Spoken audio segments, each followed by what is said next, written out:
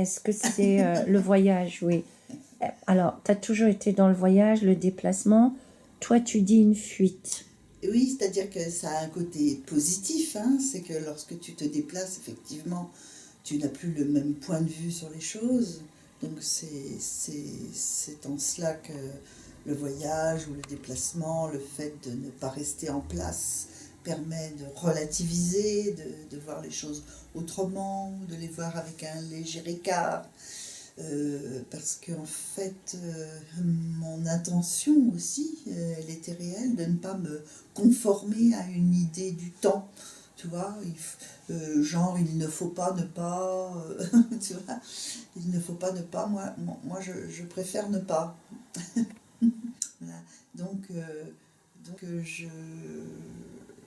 j'avais envie de rester quand même à la marge de mon métier, c'est-à-dire pas me lancer, pas m'engager dans l'institution par exemple. Il y a eu plusieurs possibilités, j'ai eu plusieurs sollicitations, hein, d'entrer dans l'institution, mais en fait le fait d'être freelance, hein, me permettait d'être justement du côté de l'artiste, hein, c'est-à-dire de faire des propositions, et puis bon, si on les prenait, ben voilà, elles étaient viables.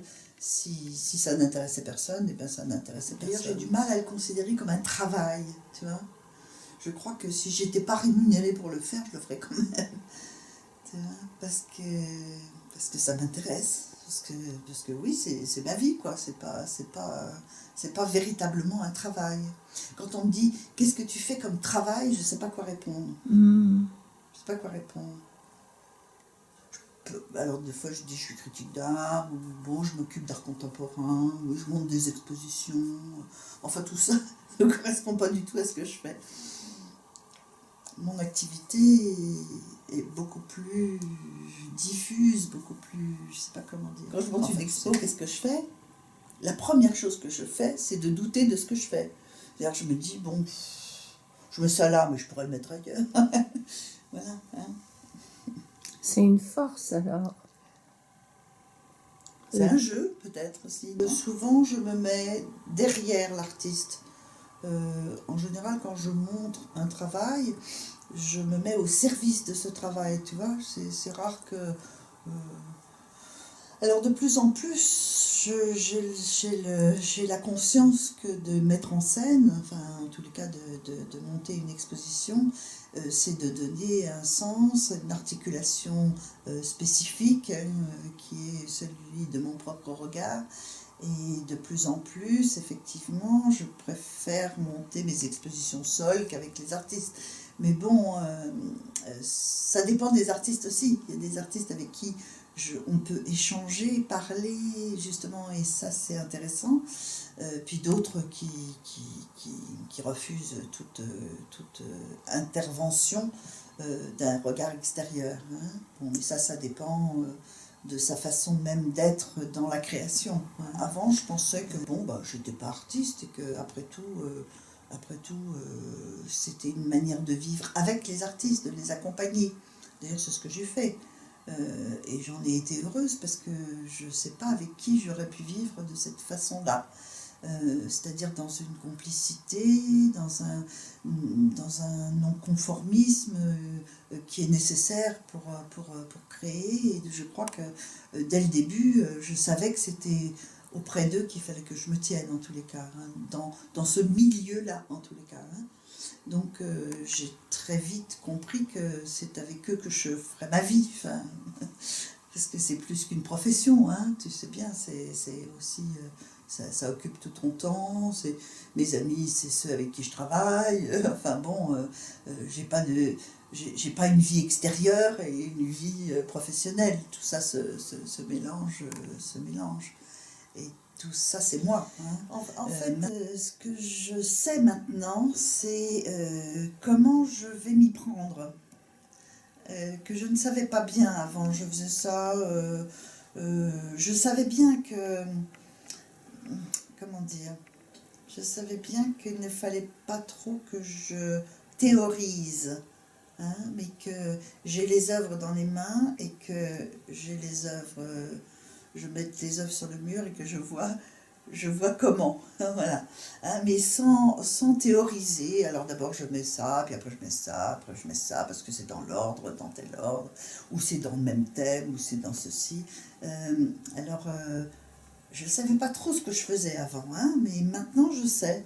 Je sais que l'ordre, il n'est pas donné par la rationalité. Parce que j'ai entre les mains des choses qui ne sont pas rationnelles.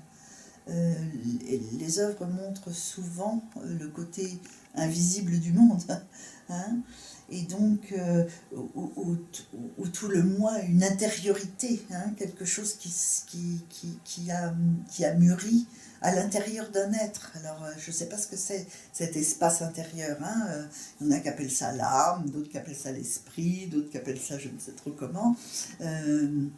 Mais ce que je sais, c'est que c'est invisible. Et que une œuvre, lorsqu'elle est belle, hein, on peut dire comme ça, ou lorsqu'elle fonctionne, en tous les cas, c'est qu'elle a réussi à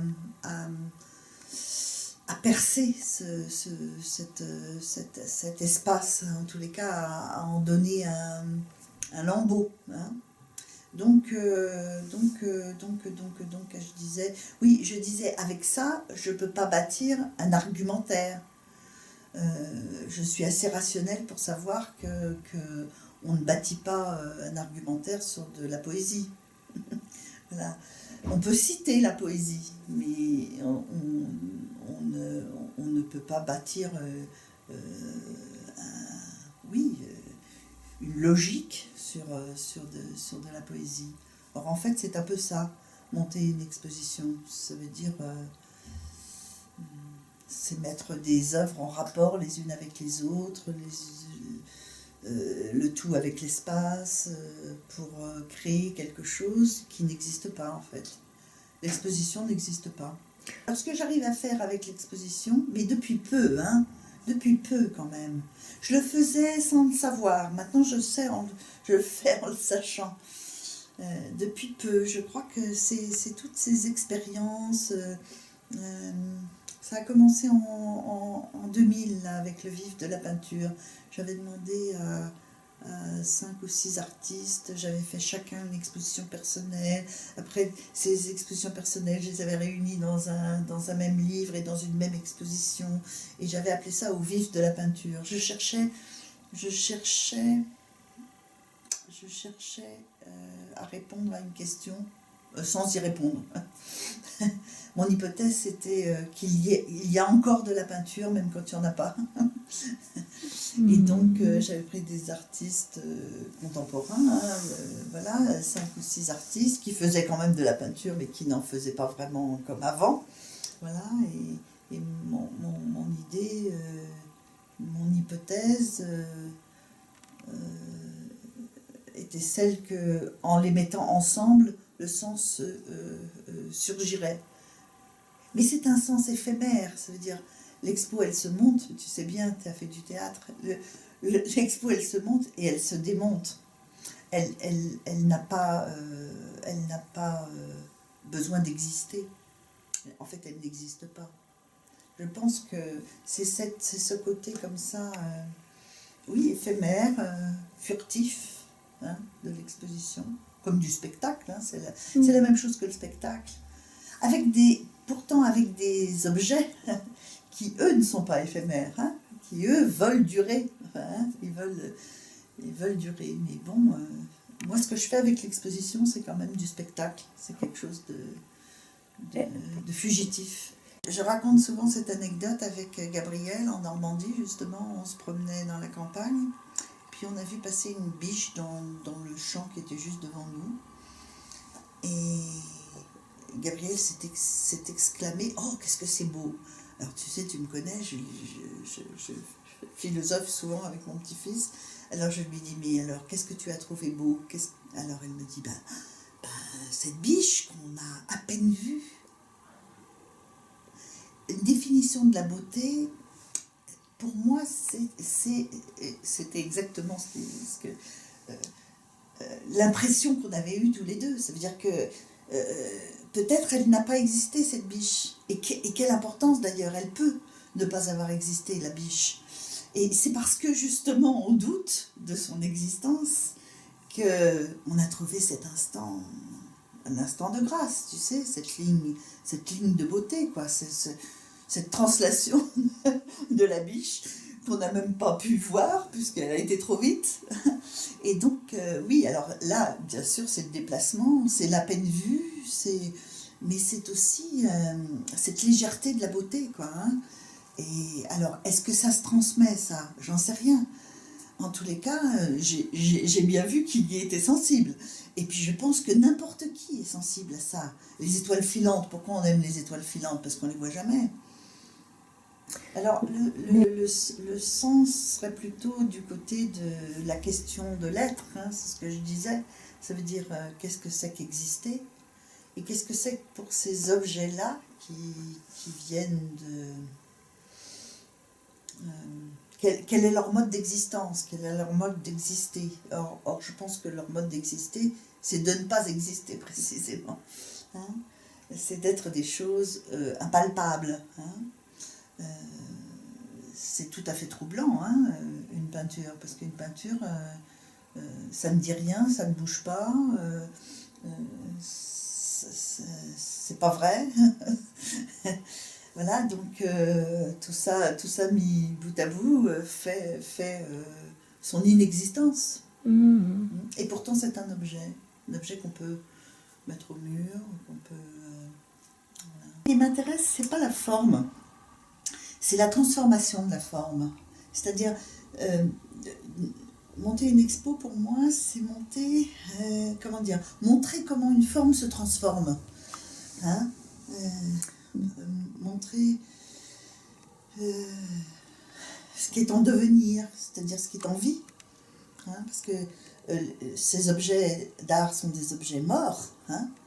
Il s'agit, quand on les montre, de les faire revivre quelque part. Hein? C'est-à-dire, ce sont des objets immobiles, muets, des objets faits de peinture, de pigments, de toile, enfin, je sais pas. Donc, c'est des objets morts. Enfin, c'est des choses qui ne sont pas en vie. Et pourtant, cette forme est vivante. Je ne suis pas très sûre qu'ils viennent voir des œuvres, les gens, dans une exposition. Ils viennent, peut-être comme moi, chercher quelque chose dont ils ne savent pas trop ce qu'ils viennent chercher. Alors il faut essayer de le débusquer. Voilà, hein. Alors comment? Je ne sais pas. Hein. Je ne sais pas comment je fais, en fait. Je ne sais pas comment je fais. Il faut que moi-même, je trouve ces formes vivantes pour que je puisse les montrer aussi. Pour moi, il n'y a aucune chose univoque. Ça veut dire que c'est tout et son contraire. Ça fait une chose. Oui. Ou ça fait une pensée. Mais je ne peux pas penser de manière... tu vois, je ne peux pas penser... Par exemple, même quand je suis contente, quand je suis heureuse, il se passe quelque chose de bien, etc., j'y vois aussi l'autre côté. Oui. J'ai du mal, je crois que je ne peux pas voir seulement le dehors des choses. Voilà, que je suis obligée de voir l'arrière-plan. Mais ça ne veut pas dire que ça me rend malheureuse. Hein. Au contraire même, je crois que cette double vue me rend le monde plus intéressant. Hein, Si je voyais que les choses en blanc ou que les choses en noir, j'aimerais pas bien. J'aimerais pas bien.